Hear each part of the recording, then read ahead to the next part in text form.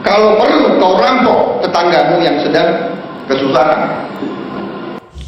Luar biasa kata-kata seorang baca pres ya, kalau perlu rampok rumah orang yang sedang kesusahan ya.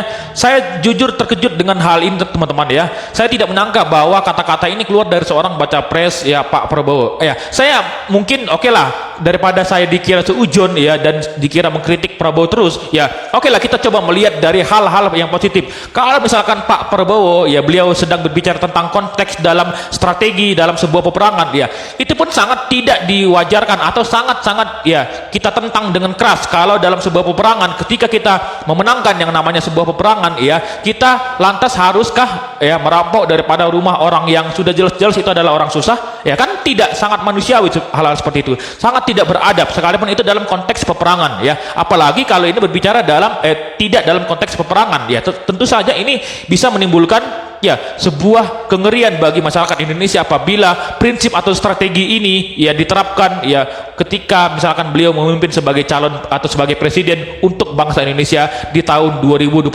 mendatang, apalagi itu selama kurang lebih 5 tahun ya. Bisa hancur bangsa kita kalau prinsip ataupun strategi ini ya itu ditanamkan atau dilakukan untuk bisa ya menjadi sebuah bangsa yang besar ya. Tentu saja ini sangat-sangat tidak etis. Jadi ya mau dipandang dari sudut pandang positif atau negatif ya, memang saya tidak menemukan ini adalah sebuah hal yang positif ya. Saya tidak menemukan ada hal yang positif dari pernyataan seorang Pak Prabowo Subianto ini, apalagi dia adalah seorang baca pres ya. Bisa gawat, bisa hancur bangsa kita kalau strategi ini diterapkan untuk bangsa ini. Bagaimana menurut kalian? Apakah kalian melihat sebuah hal yang positif dalam pernyataan seorang Pak Prabowo ini? Kalian silahkan tulis komentar di bawah. Kalau saya tidak ada menemukan sama sekali ya.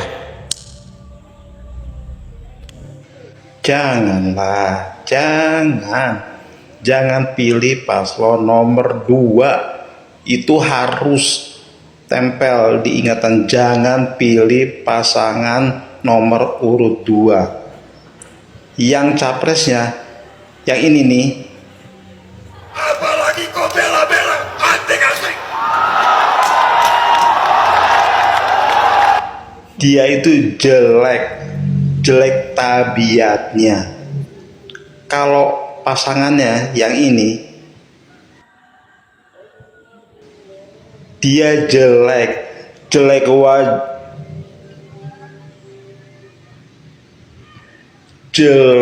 warisan dari bapaknya pengkhianat, anaknya pengkhianat. Jadi jangan pilih nomor 2. Oke, karena kami ini muak. Assalamualaikum warahmatullahi wabarakatuh.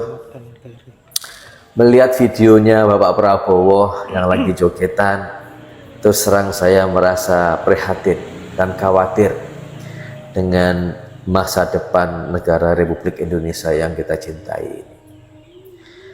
Seakan-akan bahwa pemilihan presiden dan wakil presiden tahun 2024 nanti itu hanya dibikin seperti sendaguru roda permainan. Jadi saya prihatin bahwa nasib bangsa ke depan seperti dibuat sendaguru roda permainan saja gitu. Karena bagi saya bahwa seorang capres dan cawapres tidak perlu berlaku seperti itu, jogetan dan sebagainya. Saya ingin melihat bagaimana Prabowo dan Gibran itu bisa menyampaikan gagasannya, program-programnya yang membuat kita yakin bahwa negara ini akan selamat kalau mereka menang. Itu saja sebenarnya. Program yang diandalkan selama ini adalah yang saya lihat adalah makan siang gratis. Dan dimana bagi saya itu bukan program Jokowi sebenarnya. Kalau mereka mengatakan bahwa untuk melanjutkan program Jokowi, itu bagi saya nonsens. Jokowi tidak akan membuat program seperti itu, saya tahu pasti. Uang 480 triliun something per tahun pasti akan dimanfaatkan benar-benar untuk sesuatu yang bisa mengentaskan kemiskinan dan meningkatkan kesejahteraan rakyat Indonesia, pendidikan dan sebagainya. Kalau hanya makan siang gratis, untuk apa?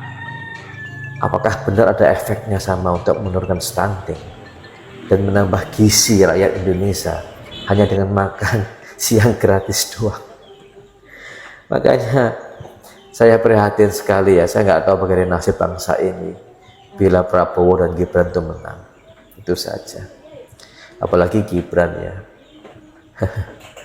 Keliling Indonesia, bagi-bagi kartu, bagi-bagi susu dan sebagainya. Kemudian ada jalan sehat, cuma tanya bagaimana Bapak Ibu semuanya sehat semua, sudah sarapan belum, hati-hati anaknya dijaga ya. Udah, waalaikumsalam. Sama sekali nggak dengar apa itu gagasannya, apa yang ditawarkan seorang cawapres di hadapan puluhan ribu rakyat yang memadati istilahnya apa itu untuk kegiatan Car Free Day atau jalan sehat. Nggak ada sama sekali. Benar-benar saya hanya berdoa, ya Allah, semoga bangsa ini selamat.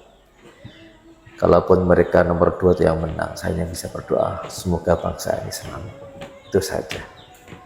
Karena melihat track record bagaimana aktivitas yang sekarang dilakukan, sama sekali itu nggak mencerminkan bahwa mereka adalah seorang pasangan presiden dan wakil presiden yang mumpuni untuk memimpin bangsa ini. Dan bagi seluruh bangsa Indonesia, hati-hati dalam memilih pemimpin. Oke.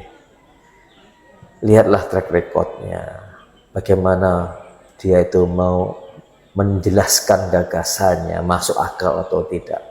Jadilah seorang pemilih yang rasional, bukan emosional.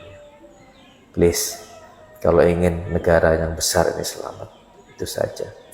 Dan menurut saya, hanya Ganjar Pranowo dan Pak Mahfud yang akan bisa menyelamatkan bangsa ini dan membuat bangsa ini maju ke depannya nanti.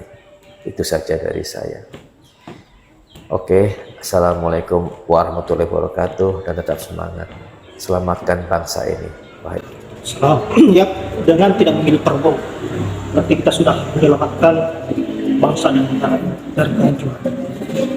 Rekam jejak sangat kejam, bagaimanapun caranya menyembunyikan untuk keburukan-keburukan Prabowo di masa lampau. Saya kira tidak akan pernah berhasil karena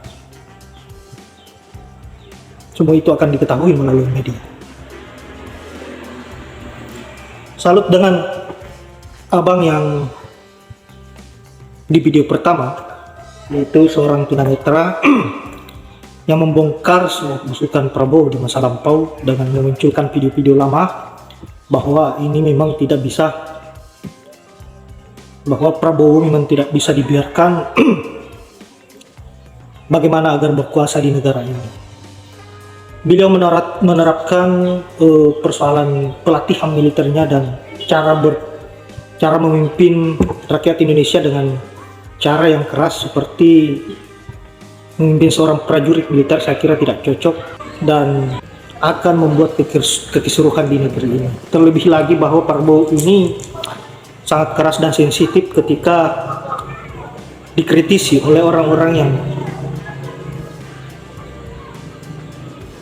merasa bahwa Prabowo melakukan suatu hal yang tidak sesuai dengan apa yang menjadi keinginan rakyat. Dan ini yang berbahaya. Ketika Prabowo menjabat sebagai presiden di 2024, maka banyak yang akan dihilangkan oleh beliau. Tidak hanya orang yang mengkritisi kebijakan-kebijakan yang ada, tetapi akan memperbudak masyarakat Indonesia tentunya dengan gaya kepemimpinannya yang keras. Dan tentu siapapun yang akan melawan kebijakan-kebijakan yang dilakukan oleh Prabowo pasti akan bermasalah. Nah, ini yang kita inilah yang kita takutkan. Saya kira hanya itu. Saya akhiri dengan ucapan wallahul muwaffiq ila aqwamit thoriq. Assalamualaikum warahmatullahi wabarakatuh.